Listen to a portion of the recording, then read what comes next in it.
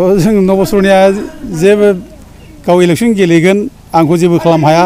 बे बाथ्राखौ बुंबाय थानायखौ जों नुदों खिन्थु बे बुंनाया ओरैनो बुंनाय बेयो गावखौ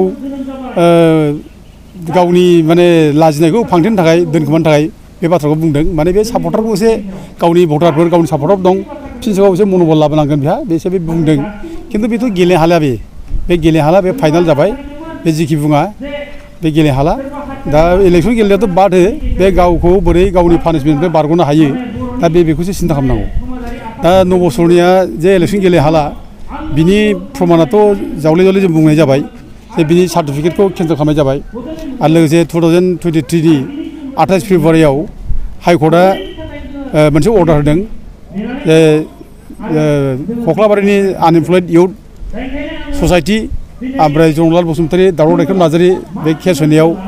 जेसेबां सरनाफोरनो सार्टिफिकेट होनाय जादोंमोन बर' कसारी एबा कसारी होननानै होनाय दा बे सार्टिफिकेटखौ WPDBCआ कर्टआव उइद्र' खालामफैदों दा बे हिसाबै इसिबां बर' कसारी एबा कसारी होननानै सार्टिफिकेट लादोंमोन सरनाफ्रा बे गासिबो इनभेलिड जाबाय बे सोलिलिया बेखौ बाहायनो हालिया बे हिसाबैनो नबसरनानि जायनाखि सार्टिफिकेट बे इनभेलिड जाखाबाय बेजों गेलेनो हाखाला बे आरो बेल' नङा दा सरनानि बादैबो सरनायाथ' बे माने दा बिनि सार्टिफिकेटआबो केन्सेल जाबाय बे दाराय हाला आरो बे पानिशमेन्ट मोनगोन बे जेसेबां माने बेथन जानाय मानाय दंमोन गभर्नमेन्टनिफ्राय सुजुग सुबिदा लानाय दंमोन बेखौ होफिननांगोन बे माने क्रिमिनेल केसावबो गोलैगोन दा बेजों लोगोसेबो आरोबाव जायफ्रा सरनियाफ्रा जायफ्रा बर' कसारी एबा कसारी सार्टिफिकेट लानानै केन्सेल जाजोब्बाय जायफोरनि सार्टिफिकेटआ इनभेलिड जाबाय आरो जाय मानसिफ्रा सरनियाफ्रा बे सार्टिफिकेटखौ लानानै गेस एजेन्सि जादोंमोन पेट्रल पाम्पनि जायनाखि माने लाइसेन्स लादोंमोन बा गुबुन सुजुग सुबिदा लादोंमोन बिसोरनि एगेन्स्टैबो केस जागोन आरो जायफ्रा साख्रि लादों सरनियाफ्रा ट्राइबेलनि बर' कसारी नाम लानानै बा कसारी नाम लानानै बे साख्रि लाग्राफ्राबो बे दिगदार जागोन दा बिसोरनि एगेन्स्टजों कमप्लेन होनांगौ बिसोरनि एगेन्स्टजों जोङो माने केसल' होनांगौ अब्ला बिसोरनि साख्रिया थांजोबगोन गेस एजेन्सि दानजागोन पेट्रल पाम्पनि लाइसेन्सबो दानजागोन बिथांमोना जेल जागोन ना जाया जे जेल जागोन बेयो माने माबा दङ माखासे IPC धारा क्रिमिनेल केस जायोब्ला बियो जेल जागोन आरो नङाब्ला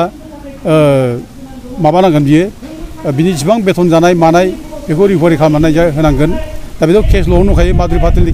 माने जायनि केस ल' सुप्रिम कर्टनि अर्डार बे अर्डाराबो दंखायो ओमफ्राय दस्रा केस ल'बो दङ दा बे हिसाबै बे बारग'नायनि लामा बेहा गैया सार जोङो नुनो मोनो जे जोंनि BTR बा BTC ओनसोलनि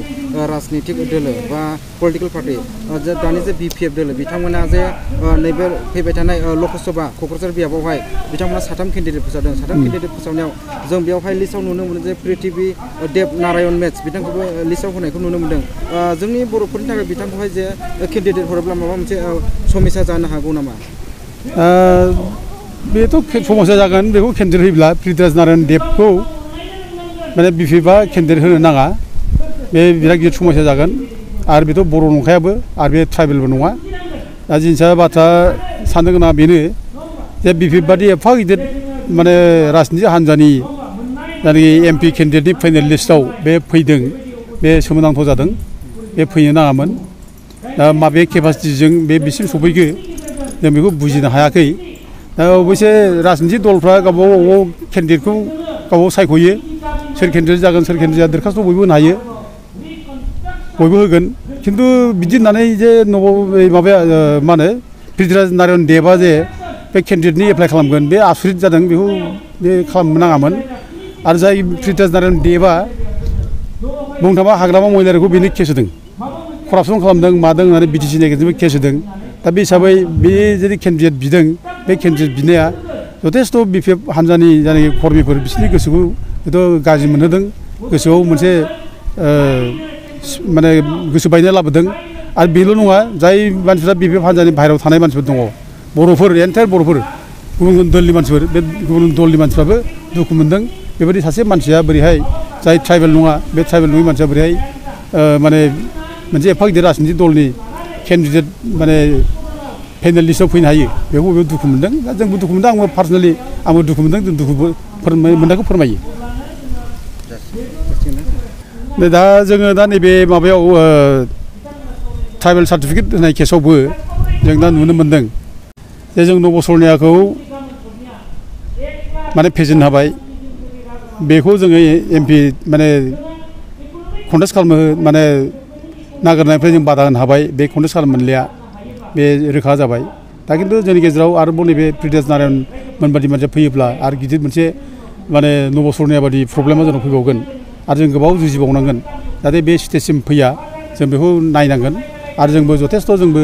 गोख्रै दं दाबो जों बे रोखोम लेभेलसिम जों फैहोआ बे जुदि ट्राइबेल सार्टिफिकेट लानानै दंब्ला जों खोनादों बिनि सार्टिफिकेट केन्सेल जानांगौ जों बेखौ केन्सेल खालामनो थाखाय जोङो बेखौ नाजागोन जेरैखिया जोङो बेबायदि माने खुनु जाय मानसिया बर'जों ट्राइबेलनि खुनु माबा गैया बेहा एसटि जानायनि बेहा माने क्राइटेरिया गैया दा बे हिसाबै बे एसटि सार्टिफिकेट मोननानै कन्टेस्ट खालामनायनि बेहा माबा गैया जयगथा गैया जों बेखौ बिनि सार्टिफिकेटआ जुदि एसटिब्ला जों बेखौ केन्सेल खालामनो थाखाय जों नाजागोन दा ओरैनो नैबे माखासे मानसिफोर दा एसटि सार्टिफिकेट लानानै दंखायो सरनियाफोरनिफ्राय सोरबा लकर होन सोरबा दास देखा होन दा बिसोरखौनो जोङो दाननो थाखाय जों दा नाजागासिनो दं सोरबा साख्रि लाखांनानै दं नामा सोरबा गेस एजेन्सि लाखांनानै दं नामा दा जोंनाव मोनसे रिपर्ट फैदों तामुलपुरनिफ्राय दारखुसिनिफ्राय सासे लकर होननाय बे गेस एजेन्सि लानानै दङ दा बेखौ जों दाननो थाखाय दा जों हाइकर्टआवबो जोङो जाय माने माबा दंमोन एप्लाइ खालामनाय दंमोन ट्राइबेल जेनुइन ट्राइबेल जाय मोनाखै दा बे चेलेन्ज खालामदों दा बे चेलेन्ज खालामनाय हिसाबै जों बेखौ मदद खालामदों मदद खालामनानै दा बे हाइकर्टआवबो थांबाय बियो दा बेखौ दानहोनांगौ जों बे दाननायनि थाखाय जों जेसेबां हायो जों बेखौ मदद खालामगोन आरो लोगोसे दा जोंना ट्राइबेल संघआ खोब भुल मावगासिनो दङ बिथांमोना ट्राइबेल नङैफोरनो सार्टिफिकेट होनाय बेनि थाखाय जों बिराद गिदिर प्रब्लेमाव जों गोलैगासिनो दङ नैबे आरोबाव रिसेन्टलि नै मदासिफोरनो ट्राइबेल सार्टिफिकेट होनो थाखाय जायनाखि माने सरकारा बुंदों आसाम सरकारा दा बिनि सिगां माने ट्राइबेल संघआ जे सार्टिफिकेट होदों खयजन मानसिनो दा जों बेखौ प्रटेस्ट खालामो होहोआ होनो मोना आरो जों इतिमध्य जेराव बेबायदि माने इसु फैदों सार्टिफिकेट इलिगेल भाबै होनाय जों बेखौ दिनै प्रटेस्ट खालामदों दा फुकरगामाव सासे फैदों बिदिनो महेन्द्र मदाहि होननाय बे मदाहिया मदासिखौ होनना बुङो मदाहि सेम आरो बिसोर राजबंसि केटेगरियाव गोलैयो बिसोर अबिसि आसामाव बिसोरो माने 17 नाम्बार सिरियेलाव अबिसि बिसोरो दा बिसोर अबिसि माने केटेगरियाव थाखानाय मानसिफ्रा खुनुदिन एसटि सार्टिफिकेट मोननो हाया दा बेनिनो आदिल फाक्तारिया माने एसटि सार्टिफिकेट हरदोंमोन दा जों बेखौ अपज खालामदों आरो सार्कोल अफिसारखौ जों बुंनानै बिनि माने माबाखौ जायनाखि हानि जायनाखि रेकर्ड बे हानि रेकर्डआव बे महेन्द्र मदाहिया बिदोंमोन जे राभा अरिजिन होननानै राभा अरिजिन हा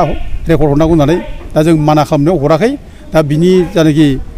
माबा बे रिभार्ट जाबाय बिनि सार्टिफिकेट आरोखि दा बेखौ बिनो हरफिननाय जाबाय बे एप्लाइ खालामनो हालिया